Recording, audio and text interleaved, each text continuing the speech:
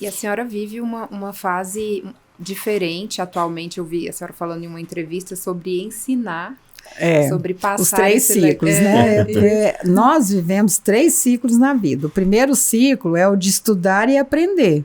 O segundo ciclo é o de trabalhar e ganhar dinheiro. E aí vem o terceiro ciclo, que é o que eu estou vivendo agora, que eu falo que é o de você ensinar, devolver, né? Que é o que a gente faz muito com o trabalho social que a gente devolve, é uma forma de devolver e aproveitar daquilo que você ganhou também, de fazer com mais qualidade de vida a sua terceira fase da vida aí. Eu acho que isso é o que é o mais importante, porque cada vez que você fala, eu estou ajudando no Mulheres do Brasil, eu estou correndo muito, eu não estou parando, isso é vida, né? Isso é qualidade de vida. Isso é você devolver, é você servir. Quanto mais você vê pessoas usufruindo daquilo que você ensinou, se preparando, te reportando, que eu aprendi isso com a senhora, eu vou nas palestras, aí fica 1 hora, às vezes fui para o Piauí, fiz 2 palestras num dia, foi com as mulheres, é um trabalho social que a gente tem, que é a Junior Achievement, e eu liguei para o presidente e falei, vou para o Piauí, vou para Teresina, se quiser que eu falo com os empresários, porque a gente precisa de mantenedores.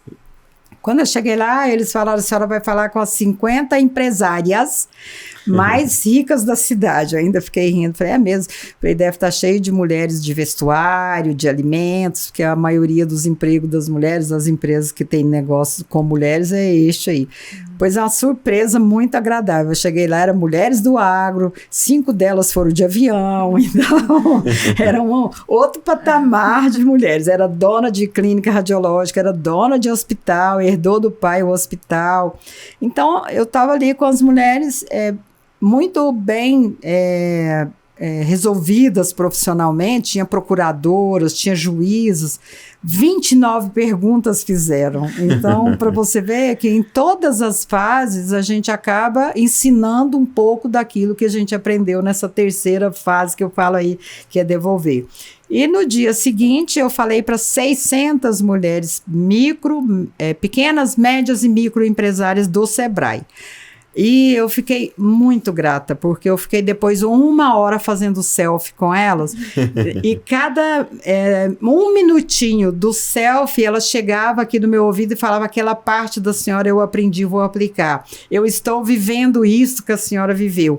Isto que a senhora citou aconteceu na minha vida.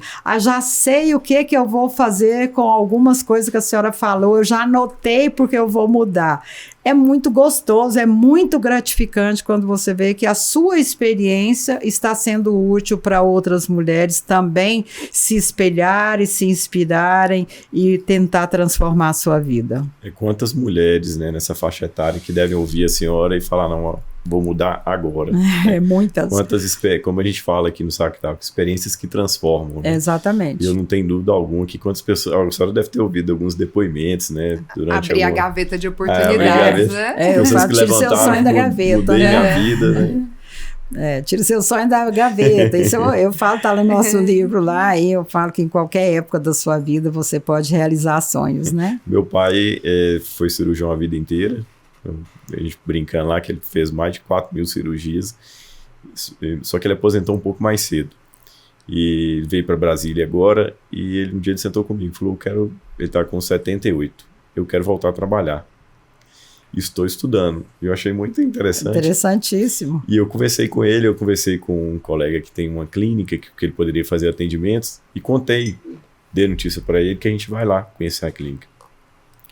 Ele nem dormindo então, está. Ele está estudando. De alegria. Muito, ele está muito alegre, ele está parecendo um menino. É fantástico essa mudança. Muito bacana a gente assistir essa fase da maturidade consciente, né? Que você sabe que você pode produzir mais e pode devolver e pode ainda... Eu gosto muito de ouvir isto, porque eu acho que isso vai trazer mais vida para ele, né?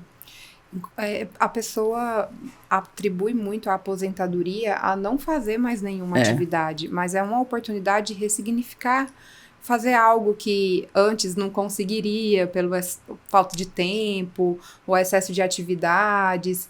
Então, a pessoa se manter ativa é muito importante. A gente vê essa queda no consultório, do impacto que traz para a vida da pessoa quando ela deixa de fazer aquilo que a mantém viva.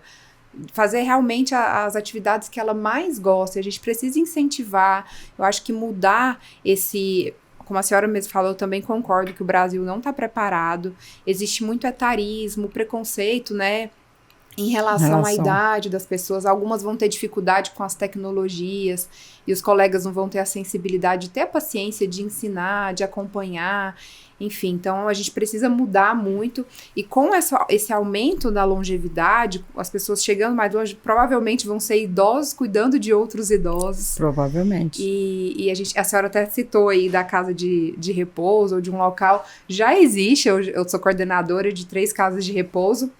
A unidade do Lago Sul, do Grupo Altevita, tem alguns idosos que estão chegando cada vez mais, que têm a cognição boa, são funcionais e chegam lá, fazem novas amizades, têm eventos. Isso é muito comum em outros países e eu também concordo com a senhora que existe muita oportunidade para trabalhar nessa área, realmente de ter moradia, para que essas pessoas possam ter um convívio social. Isso. Elas possam encontrar ali outras atividades que vão trazer sentido para a vida delas. Isso. E aí, eu acho que o seu exemplo faz muita diferença na vida das pessoas, porque tem ali uma espectadora assistindo a sua palestra, às vezes sem encontrar muito sentido, fala, se ela conseguiu, se ela está fazendo tantas atividades, por que eu não posso fazer? E aos poucos a gente vai mudando. Eu acho que o vestibular da UNB foi a mesma coisa. Um olhava para o outro, aí saiu a reportagem, né, que eles entraram segurando a faixinha, sou calouro da UNB. Foi muito legal. Foi muito bacana. Assim, foi muito divulgado aqui. Foi pouco divulgado no Brasil, né? Assim, eu vi por acaso, no Metrópolis. Mas você falando desse ciclo que eu falo, eu estava como coordenadora da Câmara da Mulher da CNC. E no encontro que nós tivemos em dezembro, nós tivemos um encontro no primeiro semestre e um no final do ano. E uma delas trouxe o depoimento que ela veio no primeiro semestre decidida a ser o último encontro dela e que ela estava muito chateada, decepcionada, achando que não estava valendo a pena continuar. E ela disse que quando eu falei para ela dos 3 ciclos, que o primeiro é estudar e aprender, o segundo é trabalhar e ganhar dinheiro, e o terceiro era devolver o que aprendeu e aproveitar daquilo que você ainda tem de qualidade.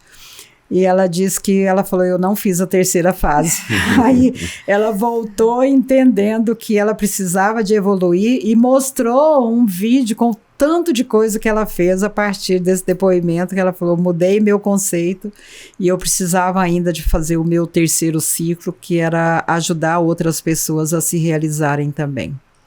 Em algum momento da nossa sociedade, né, na evolução aí dos anos, a gente passou a normalizar desconfortos no envelhecimento. Então, sentir dor tá normal, tá se isolando é normal, perdendo a memória é normal.